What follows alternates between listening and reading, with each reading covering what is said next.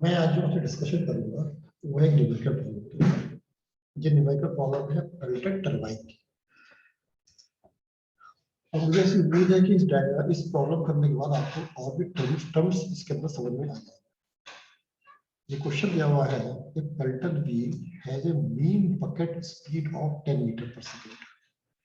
Mean bucket का मतलब होता है u1 u2 u is equal to 10 metre per second. क्योंकि जो ब्लेड है, ब्लेड की स्पीड यहाँ की अलग होती है, यहाँ की अलग होती है, लेकिन क्योंकि इन दोनों की स्पीड की वेरिएशन में बहुत कम फर्क होता है, इसलिए हम इसको मीन बकेट स्पीड मान लेते हैं। जैसा आपको पता होगा कि जैसे ये हमारे पास मान लो रोटर है, ये रोटर रहता है और रोटर में जो है जैसा आपको पता है कि ब्लेड इस तरह से ब्लेड लगे होते हैं, ऐसे करके ये ब्लेड लगे होते हैं, ऐसे करके ब्लेड लगे होते हैं। जो ये ब्लेड में दिखा रहा हूँ आपको, जो पेल्टेड टरबाइन की ब्लेड होती है।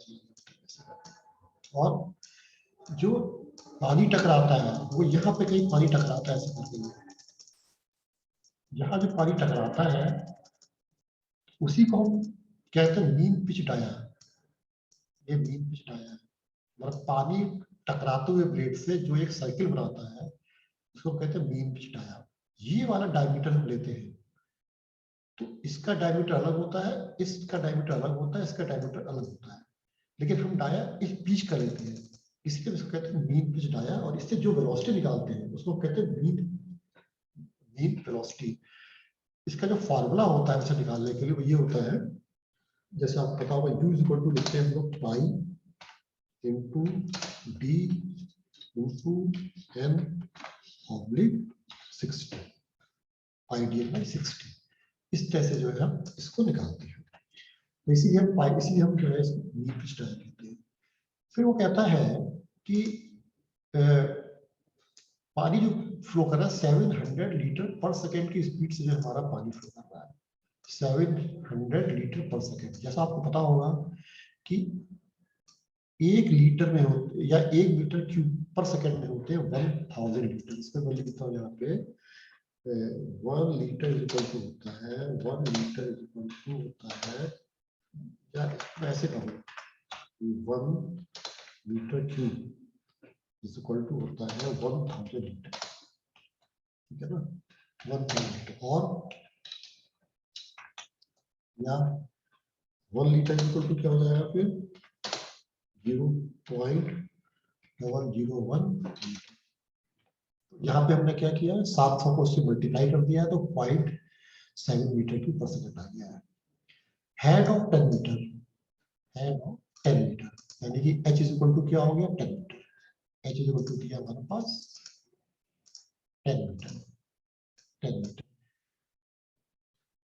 The bucket deflect the jet through an angle of 160 degree, यानी कि phi is equal to 160 degree के एंगल ऑफ डिफ्लेक्शन।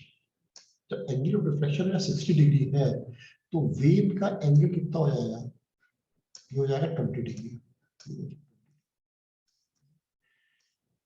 पानी को ऐसे जाना चाहिए था लेकिन पानी जो है ऐसे रिफ्लेक्ट हो गया 160 डिग्री, सीधे मैंने खींचा ये आ गया 20 डिग्री,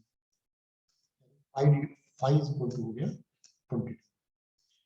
इस फाई को हम लोग वेन एंगल भी कहते हैं। ये भी आ सकता है कि पानी जो है अपनी एग्जिट जो ब्लेड का एग्जिट वेन एंगल है वो 20 डिग्री है, तो यानी डिफ्लेक्शन कितना हो गया 160 डिग्री। ये मैंने आपको पहले भी एक चीज बताई थी यहाँ पे, अगर आपको याद हो तो मैंने बताया था कि angle of deflection equal to होता है ये एंगल ऑफ डिफ्लेक्शन होता है 180 minus angle exit angle of when.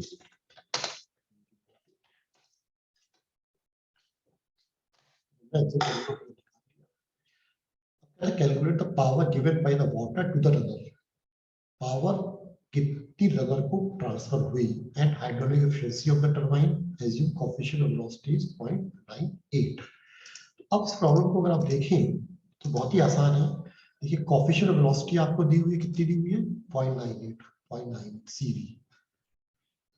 Velocity of jet, जो पानी नोजल से आ रहा है वो किस वेलोसिटी से आ रहा है, cv/2g, ये वाला फार्मूला हम यूज कर सकते हैं। यहाँ पे cv की वैल्यू रखी, h की वैल्यू रखी, g की वैल्यू 9.81 रखी, और हमने वेलोसिटी ऑफ जेट, जो भी नोजल से पानी आ रहा है उसकी वेलोसिटी हमने कैलकुलेट कर ली। इसके बाद आपको ये पता है कि हम जो पावर निकालते हैं वो किस फार्मूले से निकालते हैं, ये फार्मूला होता है वो AV1 VW1 plus VW2U। VW1 plus VW2, VW1 क्या है, will velocity of the component.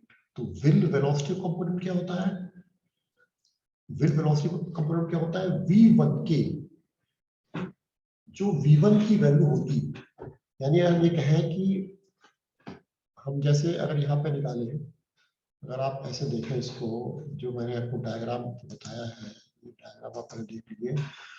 पानी जो है यहाँ पर, पानी ये V1 वेलोसिटी से पानी टकरा रहा है, V1 वेलोसिटी से, और U1 वेलोसिटी से क्या हो रहा है, ये ब्लेड की वेलोसिटी, इनलेट ब्लेड की वेलोसिटी, यानी mean velocity of jet, mean velocity of blade, sorry, ये मीन वेलोसिटी ऑफ ब्लेड है, ये V1 ये है, V1, ये V1 है जेट की वेलोसिटी, और ये है ब्लेड की वेलोसिटी। इसका मतलब रिलेटिव वेलोसिटी क्या हो जाएगी, जिससे जेट टकराएगा, V1 माइनस, इसे कहते हैं VR1। और मैंने और बताया था आपको, V1 के दो कंपोनेंट होते हैं, कौन कौन से होते हैं, एक होता है VW1, या कहीं कहीं VU1 से भी लिखते हैं इसको, दूसरा होता है VF1। V1 क्या होता है, VW1 के पैरेलल होता है, और VF1 क्या होता है, V1 के परपेंडिकुलर होता है, यानी जिस डायरेक्शन में ब्लेड की वेलोसिटी है उसके पैरेलल और उसके परपेंडिकुलर। क्योंकि ब्लेड की वेलोसिटी के पैरेलल V1 भी है, तो VF1 क्या हो गया, वो 0 हो गया, ठीक है ना। क्यों, क्योंकि फिर V1 ऐसे होता, और इसके दो कंपोनेंट होते, एक ऐसे होता VW1, ये होता VF1। ये है क्या, है कि V हमारा कैसे जा रहा है, V हमारा पैरेलल है, किसके पैरेलल है, U के पैरेलल है, दोनों पैरेलल हो गए, तो इसका परपेंडिकुलर कंपोनेंट तो हुआ ही नहीं, इसका पैरेलल कंपोनेंट VW1 के बराबर हुआ। अब जो VR1 है, यानी VR1 से फ्लूइड यहाँ पे टकराएगा, और VR2 वेलोसिटी से जेट से बाहर आएगा। अगर ब्लेड का फ्रिक्शन कोएफिशिएंट 0 है, या ब्लेड का फ्रिक्शन कोएफिशिएंट अगर जो है हम 1 मान के चल रहे हैं, तो VR2 is equal to VR1। यानी कहने का मतलब ये है, कहने का मतलब ये है कि हमने यहाँ से पहले क्या निकाल लिया, V1 निकाल लिया, कितना आ गया हमारे पास 23.77, V1 जो है VW1 के बराबर हो गया। और जो हमारा आउटलेट ट्रेंडियल है, आउटलेट ट्रेंडियल मतलब कि ये जो ट्रेंडियल है, अब देखिए इस एंगल में आप देखिए क्या करते हैं हम लोग, रूट हमारा जो है ऐसे निकल रहा है, रूट हमारा ऐसे निकल रहा है, ऐसे करके कैसे निकल रहा है, ये फाई एंगल है, निकला, इसका एंगल है VR2, ये VR2 और ये है U2, इन दोनों ने मिलके बनाया V2, ये V2। अब V2 के दो कंपोनेंट हो गए, कौन कौन से, एक हो गया VF2 और एक हो गया VW2।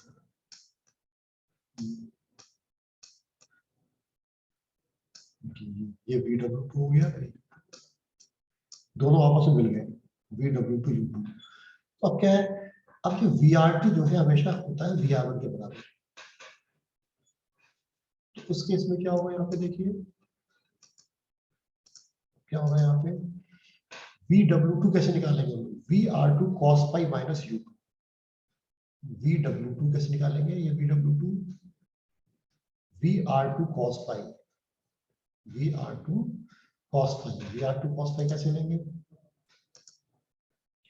ये आ गया VR2 cos phi है, ये VR2 cos phi,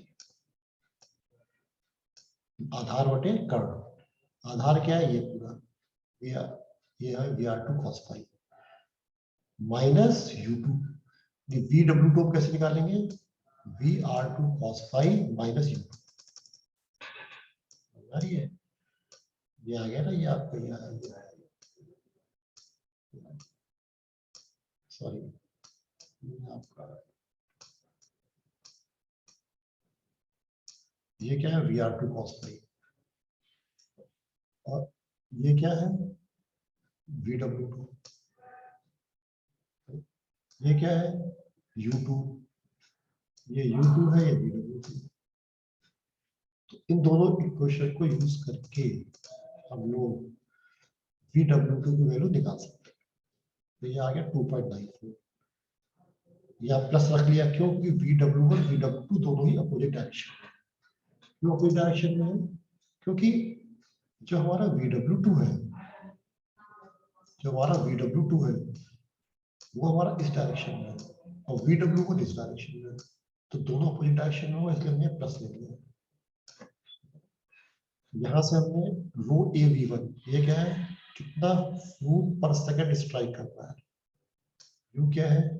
ब्लेड की वेलोसिटी, इससे मल्टीप्लाई करके हमने वर्क डन पर सेकंड निकाल लिया। ये हाइड्रोलिक पावर आ रही है, कितनी पावर जो नोजल है वो रोटर को ट्रांसफर कर रहा है, रोटर को कितनी एनर्जी इसमें ट्रांसफर करनी है वो इतनी। अब इसकी हम एफिशिएंसी निकालनी है, तो हमने क्या किया, एक फॉर्मूला आपको बताया था, मैंने आपको क्या बताया था, hydraulic efficiency is equal to 2VW1 plus VW2 U square. आप यहाँ पे इसकी वैल्यू पुट करके आप इसकी हाइड्रोलिक एफिशिएंसी कैलकुलेट कर सकते हैं। तो 94.54% हमारा आ जाएगा। इस तरह से जो है हम इस क्वेश्चन को हम लोग कैलकुलेट कर सकते हैं।